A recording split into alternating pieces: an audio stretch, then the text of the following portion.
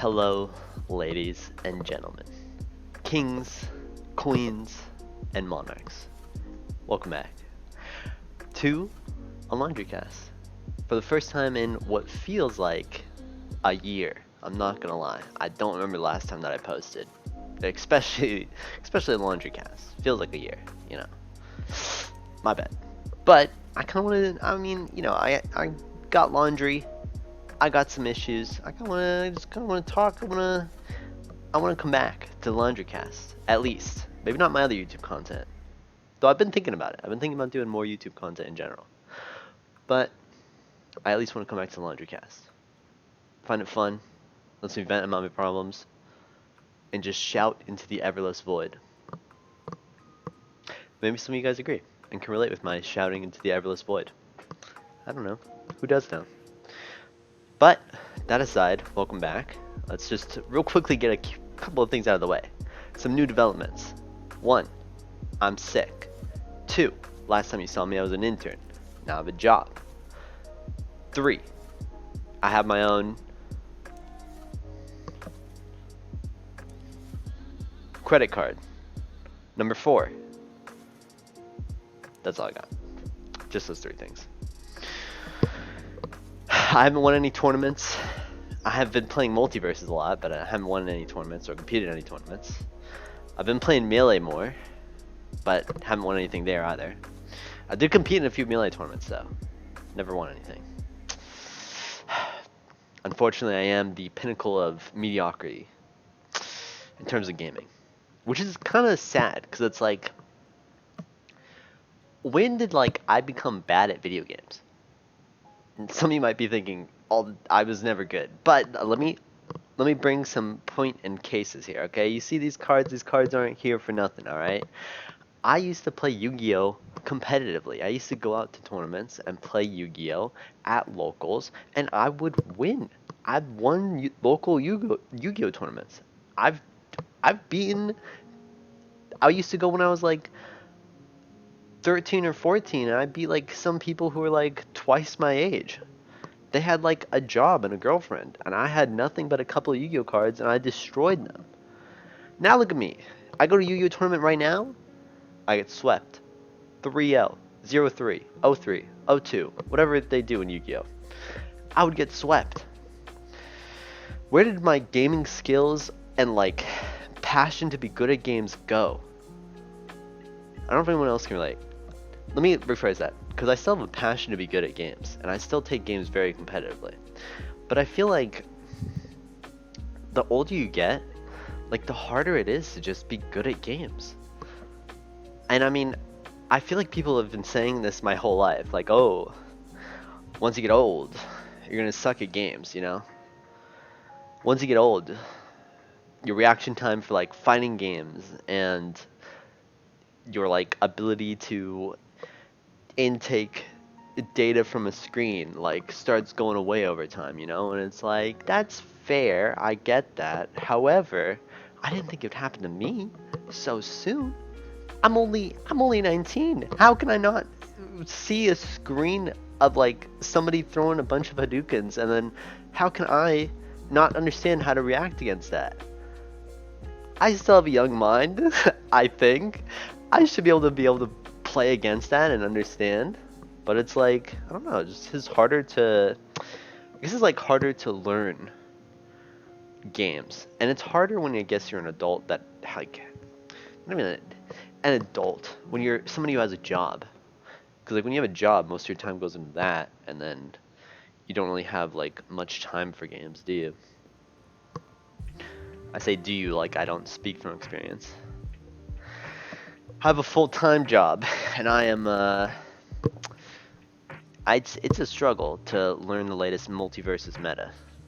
All these different bugs combos, how am I supposed to keep up with all these 1,000 different bugs combos and Black Adam and Stripe coming out to multiverses? How am I supposed to keep up with that?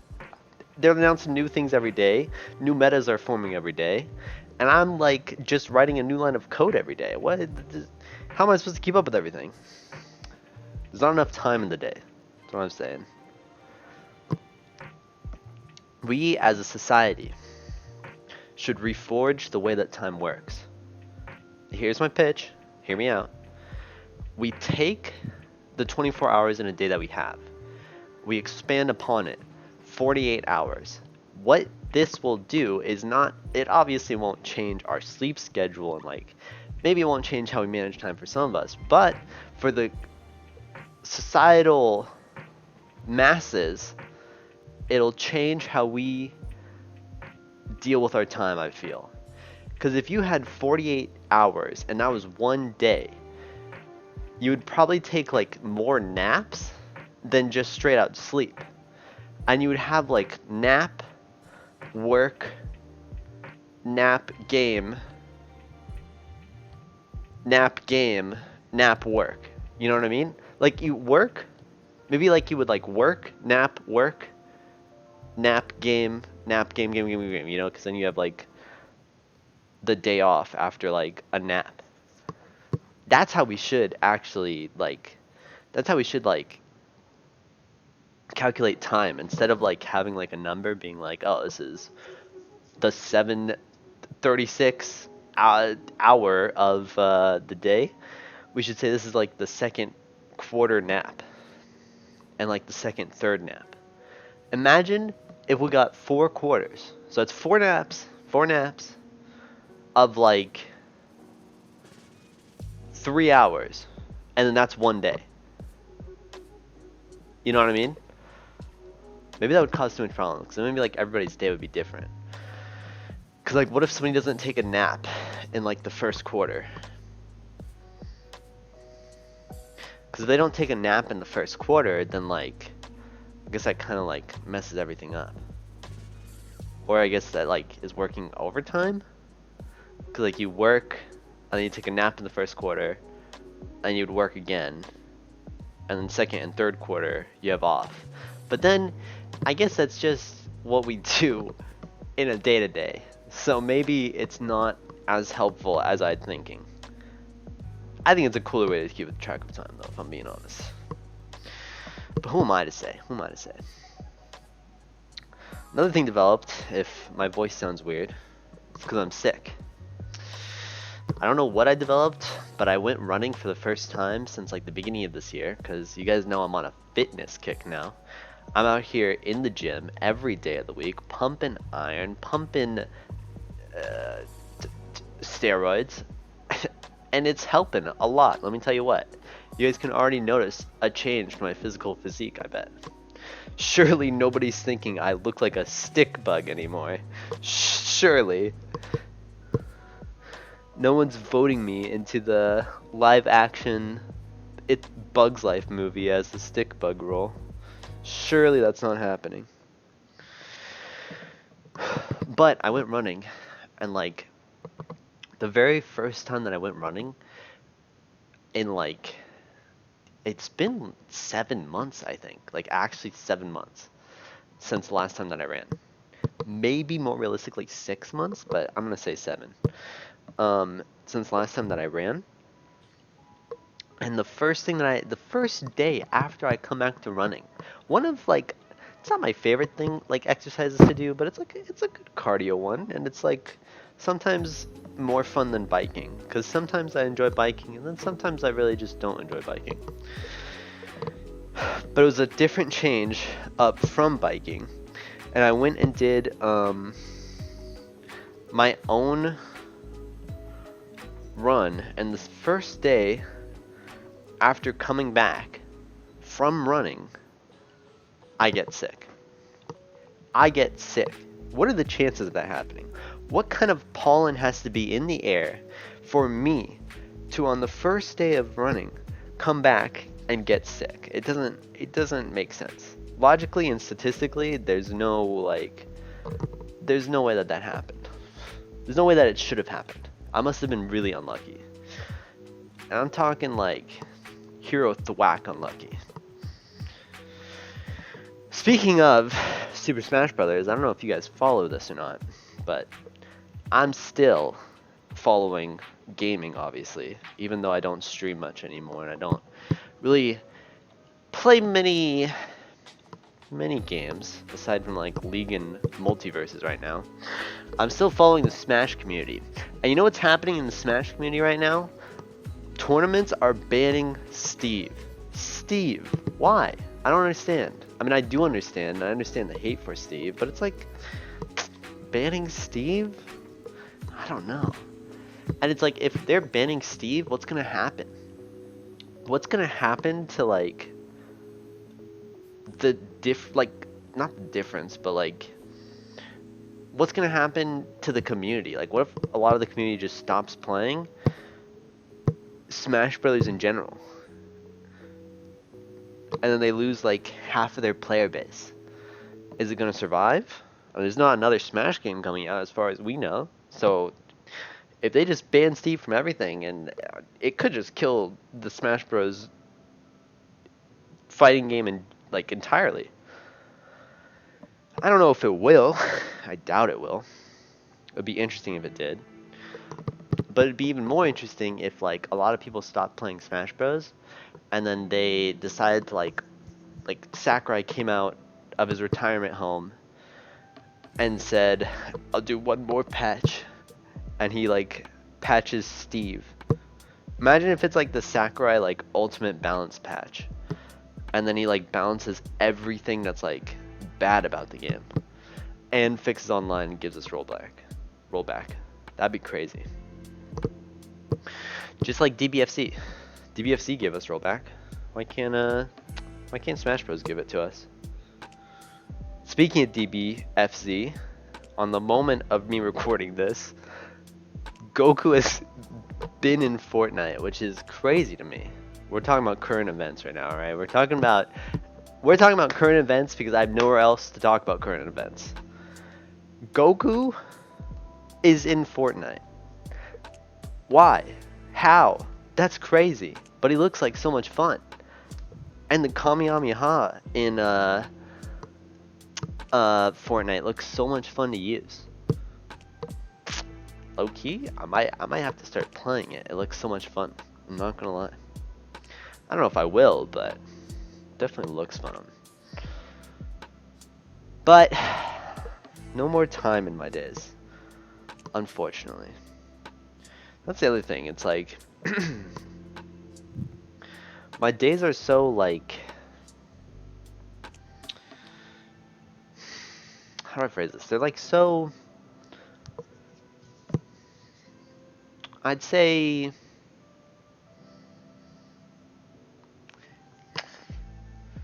they're not stressful when I'm in the moment, but like right now in the moment, maybe it's just like the current point that I'm at right now.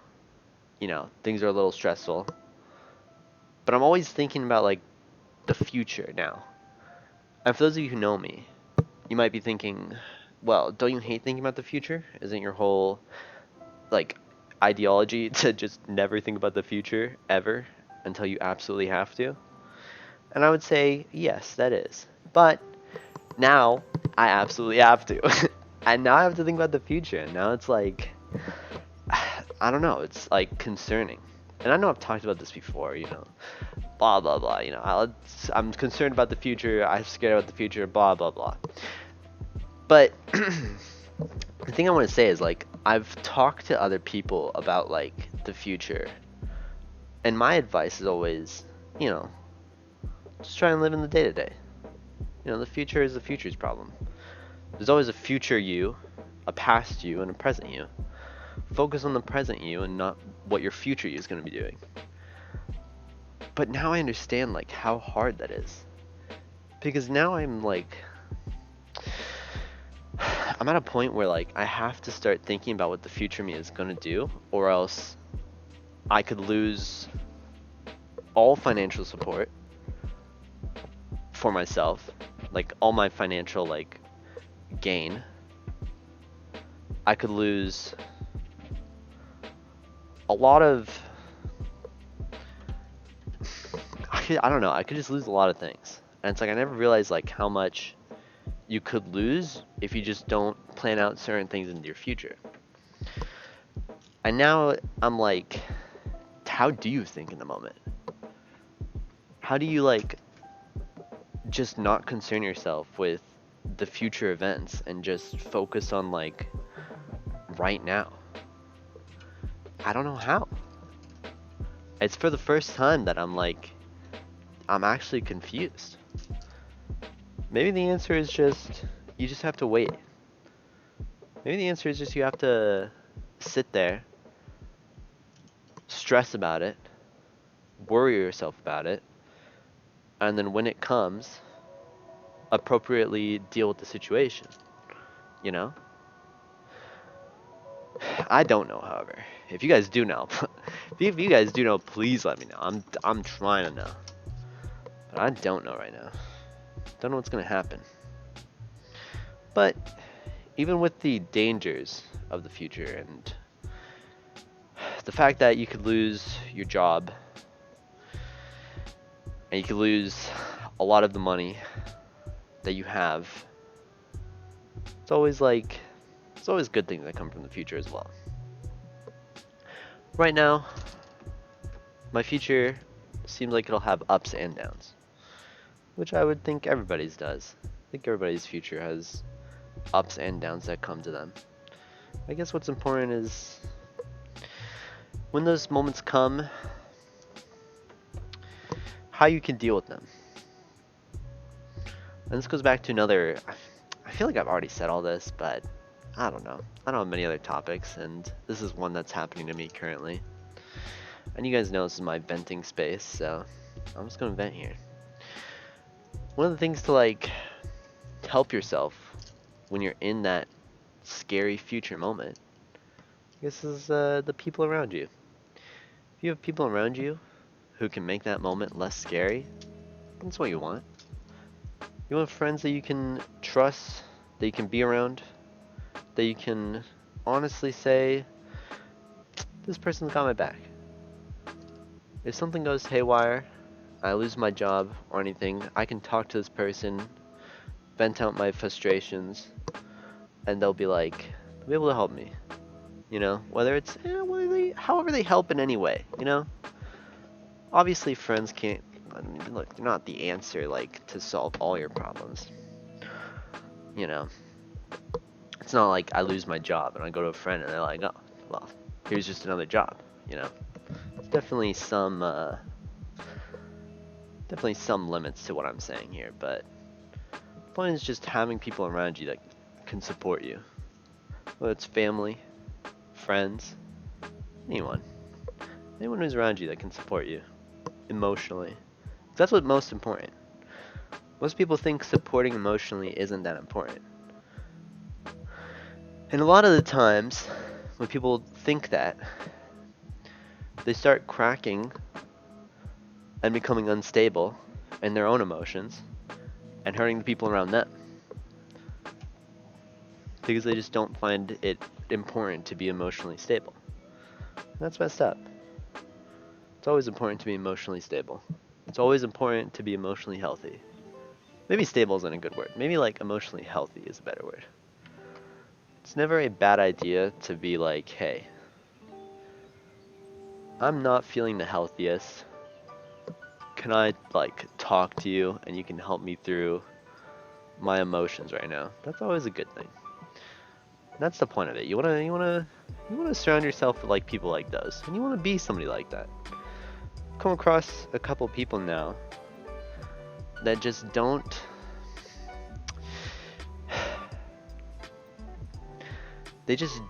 have the ability to be emotionally stable themselves, or to listen to, or when they come and ask for help. Of course, you guys know I'm willing to give help whenever, if somebody comes and asks me for help. But it's some people I've encountered recently, they'll come and ask for help, and I'll help them, and they just don't listen. And it's well, why'd you ask me for help at all then? This isn't, and if you listen in, this isn't pointed at anyone specific, alright, to be clear. Just saying in my general lifetime. And it's well, why'd you even ask me for help then in the first place, if you're not even gonna listen to me? And people like that, I mean, look, there's obviously limits to what I'm saying. Maybe sometimes I don't even give good advice, and the correct move is to not listen to me. But if what I'm saying sounds reasonable, and they don't listen to me and then end up in a worse spot, I'm not saying I'm always right, but it's like, you asked for my help, I tried to help. It's just unfortunate where you're at, but like, it's where you're at. Some people just don't enjoy, I guess, some people just don't enjoy listening too much. I don't know. As somebody who wants to be a good friend, always, sometimes it's frustrating, But that's what being a good friend is all about. Even if friends are frustrating, or even if you sometimes don't want to deal with your friends' problems, it's the fact that you're still there for them. It's the fact that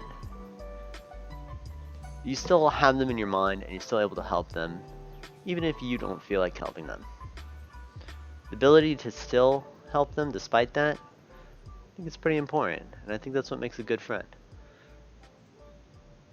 You can be a good friend without that ability, but I think that's what makes a really good friend. So that somebody you can, even if they're not feeling the best themselves, they'll still help out. It's always good to try and be like that person to a friend that you know. So, I leave this laundry cast with a very semi-positive, not kind of positive, I don't know. Take it however you want. If you guys don't think that's what makes a good friend, let me know. I'm interested to know. I'm interested to know what makes a good friend in your guys' opinions. Hit me up. Let me know. That being said, my laundry's done. I've taken my seat. I've folded my clothes. And well, that's it, ladies and gentlemen. Thank you guys so much for watching. Maybe I'll do some more laundry casts. Maybe I'll do some more YouTube content. But I hope you guys have a great rest of your day. And don't forget to fold your laundry.